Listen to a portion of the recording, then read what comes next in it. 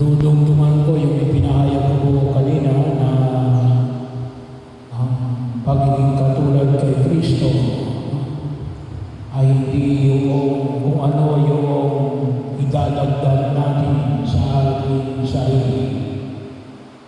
Ngunit kung ano yung aalisin natin sa ating sarili. So bahagi o kalimitan, no? Ang pagkilos namin sa daigdig na ito, maging katulad ka nito kung mayroon ka nito. Yan yung pamantayan ng daigdig na ito. Maganda ang boses, magandang lalaki, kaya makalimutan ng mga komersyal. Yun yung paanyaya. Kung mayroon kang ganito, gagaling ka. Ikaw ay magiging sikat. Ikaw ay magiging katulad nito. Yun yung paanyaya ng komersyal. Yung isang pamamaraan yun, kaya magiging katulad niya, ay sabagat mayroon ka ng katulad niya. Pero tulad na sinabi ko, medyo baliktad kay Jesus. Na yung pagiging katulad ni Jesus, eh hindi ko yung mga bagay na idadagdag natin sa ating sarili. Bahagi yun. Kaya nga yung ebanghelyo natin ngayon sa araw nito mula kay San Lucas, chapter 9, ay limutin niya ang kanyang sarili. Pasanin araw-araw ang kanyang krus at sumunod sa akin. Wala tayong nakita na kukunin at dadalhin natin na wala sa atin. Ngunit alin, kung ano yung ating krus, yun ang dadalhin natin. At kung ano yung mga bagay, lalong-lalo ang binanggit dito, limutin ang sarili. Hindi lang yung limutin mo yung cellphone mo, hindi lang limutin yung bag mo, hindi lang limutin yung mga bagay na maaaring napakahalaga sa iyong pagkilos, pero ano nito? Limutin ang sarili. Bahagi ko ng utusin po ay medyo may kabitan. Yung paanyaya. Bakit? Kasi ang tao ay pinangahalagahan yung sarili. Sabi nga, yung pangunahing batas ng survival save yourself. Yun na makita ko natin yung sinasabi ng mga tao kay Jesus. Nung nakapako siya sa krus, kung talagang ikaw ang anak ng Diyos, iligtas mo ang iyong sarili. Yun yung pamamaraan ng daigdig na ito. Yung pamamaraan ng ating Panginoon sa Kristo, medyo mahirap. Kaya bahagi yun na kung minsan, medyo makita natin na talagang kakaunti ang sumusunod kay Jesus. Limutin mo ang iyong sarili, pasanin mo ang iyong krus, at pagkatapos sumunod ka sa akin. Bahagi yun ng pagkilos. Pero paanyaya natin, ito ay isang pamamaraan na makita natin, patuloy natin sa ating paglalakbay. Alam nyo, yung ating pag-inilay doon sa Lenten recollection natin bilang Pedigrino, ang mga Israelita bilang Pedigrino. Sabi nga natin, they live in haste. Umalis lang nagmamadali. May mga dinala sila. Pero hindi lahat ng kanilang mga pag-aari nadala nila. May mga nadala sila. Yung mga inihandog din ng ibang mga Ehipsyo, nadala rin nila. Pero hindi ganoon. Kaya, bahagi rin mo yun. Kaya kung minsan tayo nabibigatan, masyado tayong maraming dinadala. Ano? Pati kung minsan problema ng kapitbahay natin, dinadala natin. Ano? Pagkatapos sa angal tayo, stress mo. Bakit? Wala ka nang ginawa kundi makinig ng chismis. Ano? Huwag niyong dadalhin ang hindi ninyo. Ang aling dadalhin nyo, yung sarili ninyong krus. Huwag yung dalhin ang krus ng iba. Ano? Kapag kayo nakinig ng chismis ng inyong kapitbahay, dinadala ninyo yung krus nila. Bahagi o yun. Kahit nasabihin mo na hindi. Hindi. The very fact na nakinig ka ng chismis nila, dinadala mo yung kanilang krus. Kaya, mai-stress ka. Unknowingly. No? Unknowingly. Ang tawag na doon ay unconsciously. No? Kaya sinasabi ng Diyos natin, iwasan. Iwasan ang pagkipag-chismisan. Kaya sinasabi ng simbahan, bahagi o yun. Kasi, dinadala yun eh. No? Ano yung kinakailangan yung dalhin? Yung sarili natin. Anything that affects us. No? Yung sarili natin pagkilos. Kung yan ay tungkol, halimbawa sa bahagi, may magagawa tayo, siguro bilang katekista. Pero kung mga bagay na hindi nyo kayang hawakan, ay, kumukuha lang kayo ng problema na hindi nyo kayang dalhin. Pero, pinabibigat ninyo ang inyong sarili. Pinabibigatan ninyo ang inyong sarili. Ano yung dapat natin dalhin? Ang krus na Jesus. Ang sarili natin krus. Yun ang pinadadala sa atin eh. Pasanin mo ang iyong krus. Kaya isa sa maitatanong natin, krus ko ba ito? Bahagi yun na huwag natin kalimutan. Krus ko ba ito? Kung krus mo yan, dalhin mo. Pero pag hindi mo yung krus, huwag kang maglaan ng panahon. Bakit? Hindi yan pinadadala ni Jesus sa iyo. Maaari siguro krus yan ng ibang tao, pero naging bahagi ng iyong krus, yun. Sige, dalhin mo. Kasi bahagi yun ng pagkilos na makitao natin. Pero kung wala kang magagawa dyan, at hindi mo masasabing kakibat yun ang iyong krus, please, iwanan mo yan. Kasi may kanya-kanya tayong krus na dapat natin dalhin. Kaya kung minsan, hindi natin nadadala yung ating krus. Kasi ang pinakikailaman natin ay hindi natin krus. No, bahagi mo yun na makita mo natin. Ayaw ng Diyos na pinahirapan natin yung ating sarili. Bakit? Hindi mo naman pala krus. Ba't mo dinadala? No?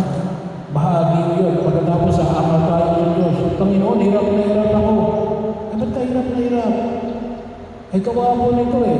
Yung aking kapwa katekista. Nakaka-apekto ba sa iyo? Nakaka-apekto ba sa pagkilos mo bilang katekista? Kung hindi, iwanan mo yan.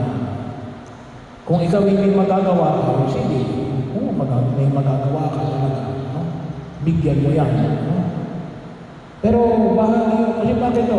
Maaari siguro, hindi natin namamalaya natin. Inaagal nito yung oras na dapat na dinadala natin yung ating krus. We have a very limited time sa mundong ginagalaman natin. Kaya dapat ayusin natin at gamitin natin. Kaya maniwala mo sabi ni Jesus. Dalhin mo ang iyong krus, pasanin mo ang iyong krus. Ano rin ito? Maniwala mo yung very clear, pasanin. Ilagay dito sa likod. Bakit? This is the best place na madadala natin ang maayos. Hindi sinabi na Jesus na bitbitin mo ang iyong krus. Hindi. Pasanin mo ang iyong krus. Kasi that is the very makita natin madali natin madadala yung ating krus.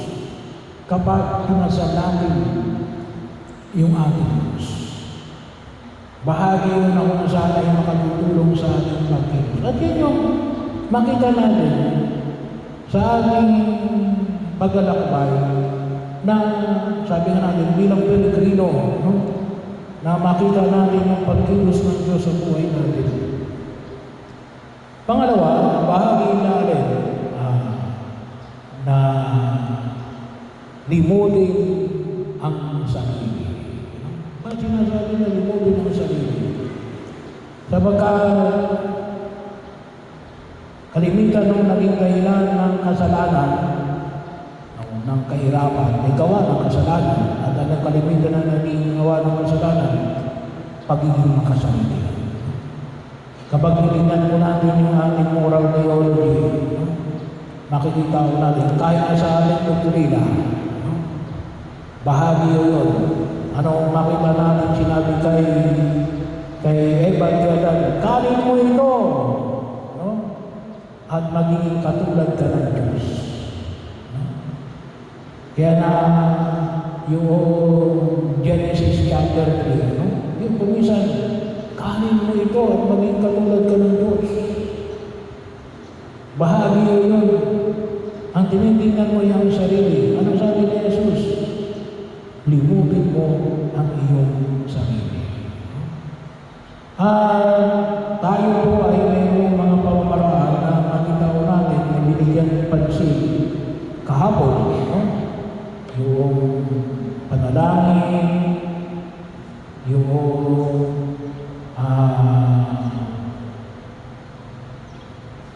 pag-aayuno at absenensya, yung kawa-kawa. Bahagi yun na makita natin. Pero sabi mo, sana po yung ating panalangin. Yung panalangin natin, marami tayong pinagdarasal. Pinagdarasal natin yung maayos na kalusugan. Pinagdarasal natin yung pagiging tapat natin sa bawat isa. Magkaroon tayo ng sapat na kinakain sa pang-araw-araw na buhay. Pinapanalangin natin yung mga kabalit natin na mga may sakit. Marami tayong pinagdarasal. Pero lalo-lalo ngayong panahon ng Kwaresma, ano yung dapat natin panalangin? Para sa kapatawaran ng mga kasalanan. No?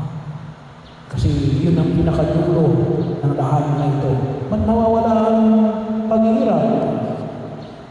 Kapag nagkaroon ng kapatawaran ng kasalanan, kapatawaran ng kasalanan ko at ng mga tao nasa paligid ko, ng mga tao minamahal ko, ng mga tao sa loob ng aming sabayanan, at kung hindi ko extend mo para sa kapatawaran ng kasalanan sa buong daigdig. Kaya bahagi yun ito, yung binigyan natin ng pansin ng indulhensya. No?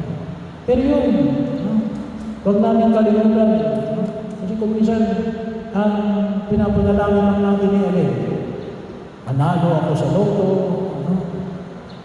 Ako ay gumaling sa aking karamdaman. No? Ang tawag na natin, mga piri-piral yun eh.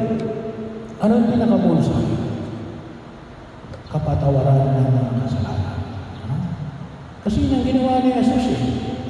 Yun ang ginawa ni Jesus kung bakit niya pinalimutan yung kanyang sarili. At inialay niya ang kanyang buhay para alin, mapatawad tayo sa ating mga kasalanan. At tayo ay naging kabahagi at naging kaisa ni Jesus sa panalangin na yan para mapatawad tayo sa ating mga kasalanan at ang mga tao naging kabahagi na. At simply, by praying, na ginagawa natin lahat ng ito, sabi ko nga, kahit na anong ginagawa nito, when you put it in prayer, sabi ko nga kanina, kahit na kayo nag-uugas ng pinggan, naglalaba, hindi kaya ay naglilinis ng bahay, make it an offering. Hindi before. Inialay ko yung paglilinis ko kanina sa Diyos, pero hindi mo naman ginawa. Ano? Hindi, kinakailangan ay before, kaya meron tayong intention. Ang ginawa natin kanina yung intention, yung mga intention natin.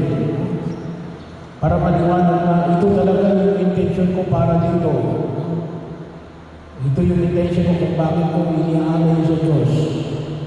Yung pag-aalok ko ng sarili. Magiging panay sa pamagitan ng panalangin, pag-aayuno, o kawang-gawa. Ay bahagi yun na kung saan ay maliwanag ko sa atin natin na kaya natin ito ginagawa ay bilang an act of offering. Bahagi ko yun na maging maliwanag ko sa atin. Hindi yung kung tawagin natin ay afterthought. Kaya ako naglinis kanina para sa Diyos. Hindi, afterthought na lang yun. Hindi mo naman sinabi yan kanina eh. Pag kung sabihin na yun ang iniaalay mo sa Diyos, afterthought na yun, pagkatapos mo na magawa. Hindi, kapag sinabi talaga natin iniaalay natin sa Diyos, maliwanag na iniaalay natin sa Diyos, before, or even siguro hanggang during,